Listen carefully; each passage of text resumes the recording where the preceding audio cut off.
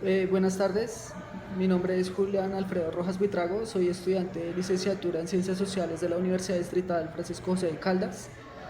En el día de hoy voy a compartirles un podcast con respecto a cómo fue la estrategia de seguridad implementada por el gobierno de Álvaro Uribe Vélez aquí en Colombia y que fue también un centro de lucha contra la guerrilla y el propio terrorismo. A continuación les voy a presentar una descripción detallada de esta política. En el gobierno de Álvaro Uribe eh, hubo violaciones a los derechos humanos. Esto fue criticado, incluyendo la represión a las protestas sociales, a la persecución a los líderes sociales, a los activistas de derechos humanos como tal. Con lo referente al paramilitarismo también, la relación con los grupos paramilitares que fueron acusados de cometer atrocidades y violaciones a los derechos humanos aún sigue actualmente en un agravante sin resolver. En un tercer punto, la falta de enfoque en las causas sociales y económicas del conflicto. Esto fue criticado por no abordar las causas sociales y económicas del conflicto y por centrarse únicamente en la lucha contra la guerrilla y el paramilitarismo. La política de seguridad democrática también fue una estrategia de seguridad implementada por el gobierno de Vélez en Colombia, que se centró en la lucha contra la guerrilla y el terrorismo. Aunque se lograron algunos avances en la lucha, también hubo muchas críticas y controversias por violaciones a los derechos humanos, al paramilitarismo y la falta de enfoque en las cuales estas causas sociales y económicas del conflicto se encuentran todavía aún sin resolver. Durante el gobierno de Álvaro Uribe también hubo casos de corrupción que involucraron a funcionarios, a varios sectores públicos y políticos y empresarios de nuestro país. Eh, Uno de ellos es el escándalo de la parapolítica. Eh, Ese escándalo involucró a varios políticos y funcionarios que habían establecido alianzas con grupos paramilitares. El escándalo llevó a una renuncia de varios congresistas, algunos de ellos en la cárcel, y a varios funcionarios públicos que en este momento están pagando una condena. En otro caso que también es muy importante, y es el caso de la GIS Política. Este caso involucró a la empresa de construcción GIS Política, que había obtenido varios contratos de gobierno para la construcción de infraestructura. Se descubrió también que en la empresa había pagado sobornos a funcionarios públicos para obtener contratos.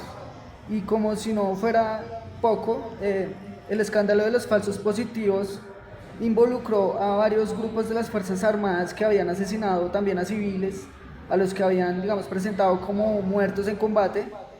El escándalo también llevó a la renuncia de varios oficiales militares.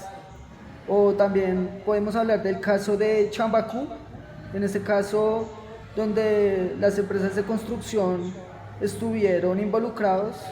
eh, Se descubrió que la empresa había pagado unos sobornos a unos funcionarios públicos para obtener el contrato.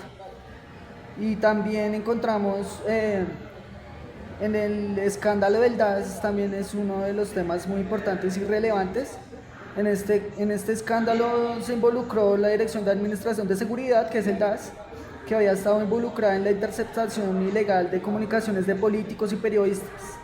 El escándalo también llevó a la renuncia del director del DAS. En cuanto a las consecuencias de la corrupción durante el gobierno de Álvaro Uribe Vélez, tuvo unas consecuencias negativas para nuestro país. Eso en cuanto a la pérdida de confianza en las instituciones. La corrupción llevó a una pérdida de confianza en las instituciones públicas y la capacidad del gobierno para gobernar de manera efectiva. Hubo también desvío de recursos. En cuanto a la corrupción, llevó a un desvío de recursos públicos hacia proyectos y actividades ilegales. Encontramos también el deterioro de la imagen del país. La corrupción llevó a un deterioro de la imagen del país y en el exterior a una pérdida de credibilidad en la comunidad internacional. Y el impacto en la economía también tuvo un impacto negativo en el país, ya que los recursos públicos se desviaron hacia actividades ilegales en lugar de ser invertidos en proyectos productivos. Eh, es muy importante también analizar la política económica. Como primer punto vamos a hablar sobre la liberación económica. El gobierno de Uribe también implementó políticas de liberación económica como la reducción de aranceles y la apertura de mercados. En un segundo punto, en la inversión extranjera se fomentó en sectores como la minería, la energía y la infraestructura.